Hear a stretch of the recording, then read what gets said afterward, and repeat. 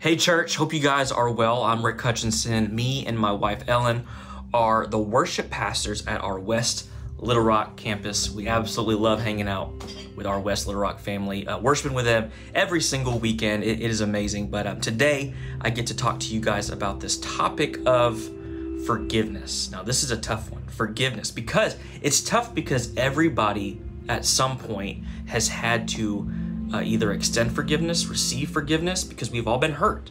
Doesn't matter how extreme or how minute it is, we have all been hurt by somebody or betrayed, ultimately betrayed by somebody that you really loved or you trusted.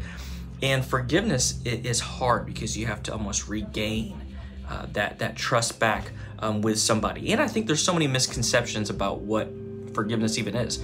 A lot of us have heard that saying, forgive and to forget, when at the end of the day, that's not even in the Bible. It doesn't say to forgive and forget anywhere in the Bible. So it's like, how do we work through this idea of forgiveness when we all need forgiveness and we all need to extend it as well? So forgiveness is a choice. It's a choice. It's not a feeling.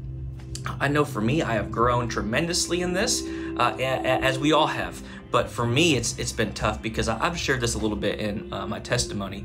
But I don't have a great relationship with my mother, with my biological mom, and it's always been really hard for me to kind of walk through that hurt. And if I'm being honest, I have to forgive my mom every day.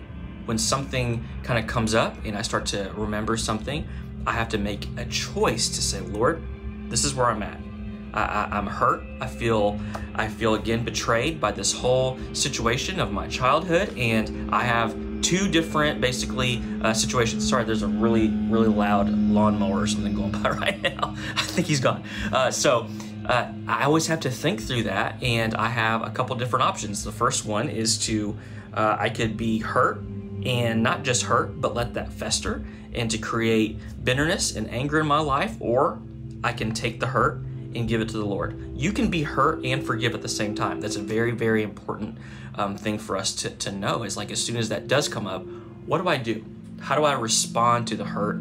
Do I let it build, or do I give it ultimately to the Lord? I love this verse in Ephesians 4:31-32. It says, get rid of all bitterness, rage, anger, harsh words, and slander, as well as all types of evil behavior. Instead, be kind to each other, tender-hearted, forgiving one another, just as God, through Christ, has forgiven you.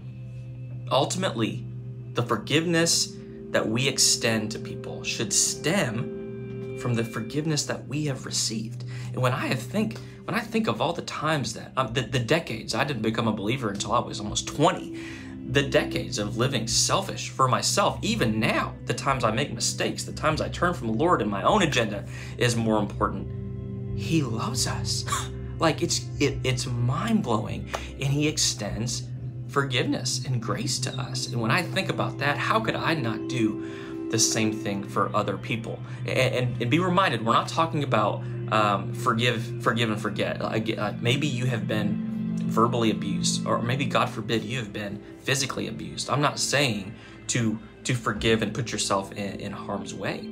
Trust is something that I do believe can be regained and be redeemed, but we're talking again about an attitude and posture of our heart. Can I be upset and discouraged, but also forgive at the same time and live an unoffended life? There's a Christian singer that most of you guys know. His name is Michael W. Smith, and he said his prayer every morning is that he would live a life unoffended, to live a life unoffended. And man, the liberty, the lightness that you can walk in your life by living a life unoffended is amazing. So that's my encouragement to us today, is that we extend forgiveness, first of all, because we have been extended forgiveness, and for us to forgive daily, and for us to be able to give that to the people that we rub shoulders with, that we work with, the people that we see at the grocery store, our family, because we all know a lot of times family is always the hardest. But yeah, I hope that encourages you guys